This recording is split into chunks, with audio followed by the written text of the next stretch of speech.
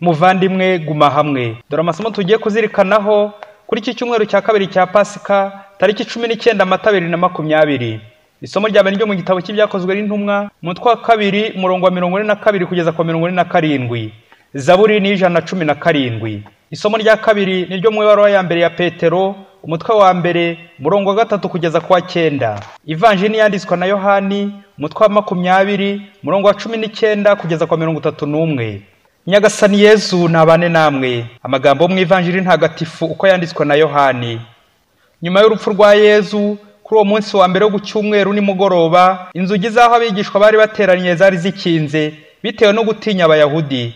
Nuko Yezu agira cyaraza ahagarara hagati yabo arababwira ati nimugire amahoro. Amaze kuvuga atyo abereka ibiganza n'urubavu rwe. Abigishwa babonye Nyagasani ibyishimo birabasaga. Yezu yongera kubabwira ati nimugire amahoro. Nkuko data yantumye nanjye ndabatumye. Amaze kuvuga atyo abahuhaho arababwira ati nimwakire Roho Mutagatifu. Abo muzakiza ibyaha bazabikizwa, abo mutazabikiza bazabigumana. Thomas umwe muri ba 12 witwaga Didimi we ntiyari ari kumwe nabo igihe Yezu aje. Nuko abandi bigishwa baramubwira bati twabonye Nyagasani. Naho we arababwira ati nintabona mu biganza bye umwenge w'imisumari kandi ndashyira urutoki rwanjye mu mwenge w'imisumari n'ikiganza cyanjye mu rubavu rwe sinzemera. Hashize iminsi 8 abigishwa nabwo bari bikingiranye mu nzu, noneho Tomasi ari kumwe nabo. Yezu agira atya abahagaze hagati yabo, inzugi zikinze, arababwira ati nimugire amahoro. Hanyuma abwira Tomasi ati shyira urutoki rwawe hano urebe n'ibiganza byanjye, zana n'ikiganza cyawe ugishyire mu rubavu rwanjye, maze ureke kuba umuhakanyi ahubwo ube umwemezi. Tomasi amusubiza avuga ati Nyagasani Mana yanjye. Yezu aramubwira ati wemejwe nuko umbonye, hahirwa abemera batabanje kwirebera. Yezu yongera guha abigishwa bindi bimenyetso byinshi bitanditse muri iki gitabo. Ibi byanditswe ari ukugira ngo mwemere ko Yezu ari Kristo umwana w'Imana, no kugira ngo nimumwemera mugire ubugingo mu izina rye. Iyo ni Ivanjili ntagatifu. Muvandimwe guma hamwe. Amasomo kuri iki cyumweru cya kabiri cya Pasika aradufasha kuzirikana ku byiza byo kuguma hamwe. Mu isomo rya mbere twumvise Kiliziya yo mu ntangiriro uko abakristo ba mbere bunze ubumwe. Ubuzima bwabo bwari bushingiye ku nkingi enye: kumva inyigisho z'intumwa, gushyira hamwe kivandimwe, kumanyurira hamwe umugati n'isengesho.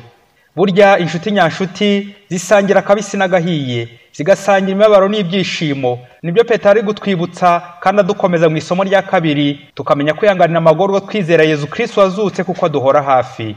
Ni koko abashyize hamwe Imana irabasanga.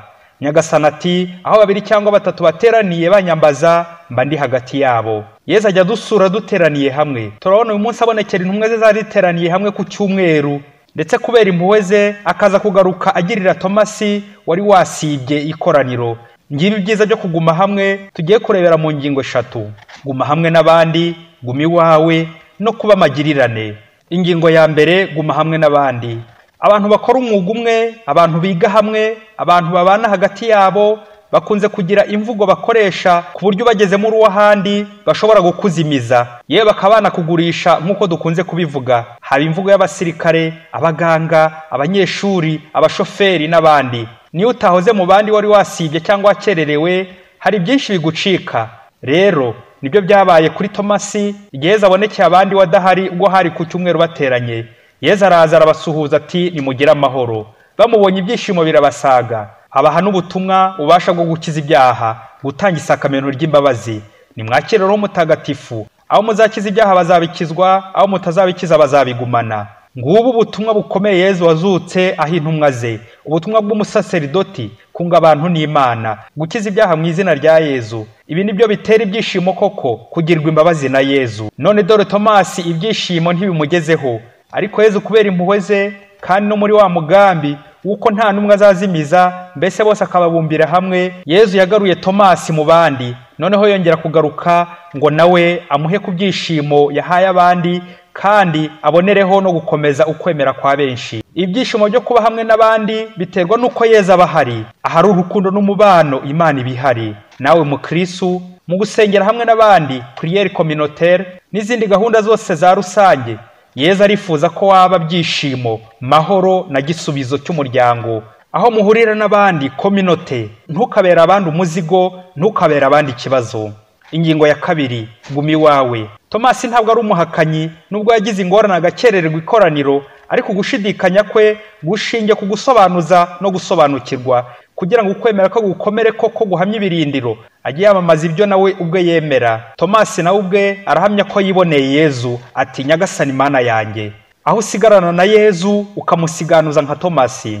Kuguma iwawe no gusenga wenyine utarangara, ntuzerere. Ni nabyo Mutagatifu Tereza w'umwana Yezu yavugaga ati, gusenga no kwerekeza umutima ku Mana, yuri wenyine mu isengesho, wiyinjiramo, urazirikana, ukikosora, ukisubiraho, ugafata ingamba z'ubuzima. Guma iwawe mu mutima wawe, Yezu arahavugira, akwereka icyiza wakora n'ikibi wakwirinda. Ingingo ya gatatu, abantu nimagirirane. Iyo washoboye kugumana n'abandi ukaguma iwawe, nguko gusengera hamwe no gusenga by'umwihariko. Imbuto nziza byera ni ukuba magirirane, ukumva ko ibyo ufite byiza wabisangiza abandi.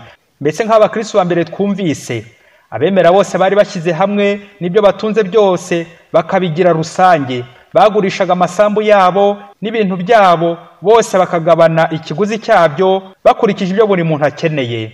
Ubuse bavandimwe, muri iki gihe Yesu aradusaba ko ufite amamodoka 5 ayazana agashyira hamwe n'umworozi w'inkoko 5, bakavanga n'umucuruzi w'amaduka na hoteli, ubwo n'ufite indege nawe akibwiriza, hamwe n'umuhinzi wejeje ibiro 50 by'ibishyimbo, ngo bose bashyire hamwe abakire n'abakene bakusanyirize hamwe, nuko rero bagabure bugenge ikivuyemo nk'abakristo. Aha, uyu mwitozo muri kwa gushaka kwikubira no kuba abanyamwigendaho, abafite bike n'abakene babyishimira cyane, ariko abakire ntibyabanezeza, ntibanabyemera yewe. Ngiye impamvu yo kwamagirirane muri sosiyete zacu, kandi byahozeho hakamwa abakire n'abakene, abakomeye n'aboroheje.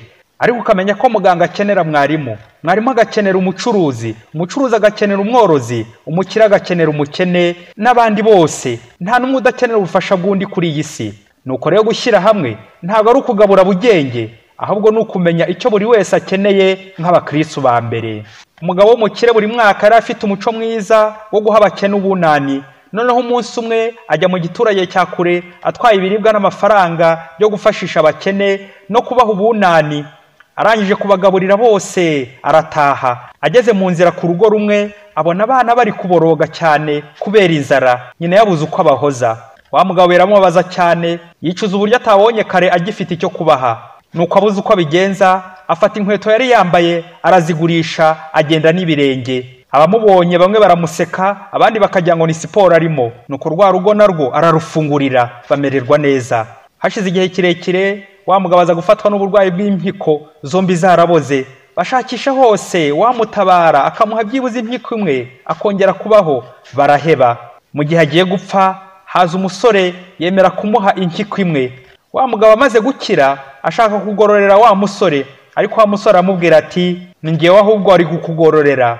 Uribuka igihe gurishaga inkweto wari wambaye uri ku rugendo, tugiye gupfa kubera inzara, mama yabuze uko agira, ni ngewe wagaburiye cya gihe, none ndacyariho. Imana izaguhemba ijuru. Bakristo, burya inabi iragukurikira, naho ineza ikagutanga imbere. Ikizemeza Imana n'abantu kusenga, gusengera hamwe n'abandi no gusenga by'umwihariko ni imbuto nziza uzera. Mu isengesho wakoze neza, nta kabuza Imana ikwereka umukene, umushonji, imbabare, imfubyi ugiye gupfa, kugira ngo wowe ubwawe umuhe, umufashe. Nuko rero twese dusenga tukaba Kristo, abandi ntibakaburare duhari, abandi ntibakagira icyo babura kandi duhari. Mugira amahoro. Padiri Masumbuko Ladisirasi, murezi mu iseminari ya Mutagatifu Aloyizi, Diyoseze ya Cyangugu.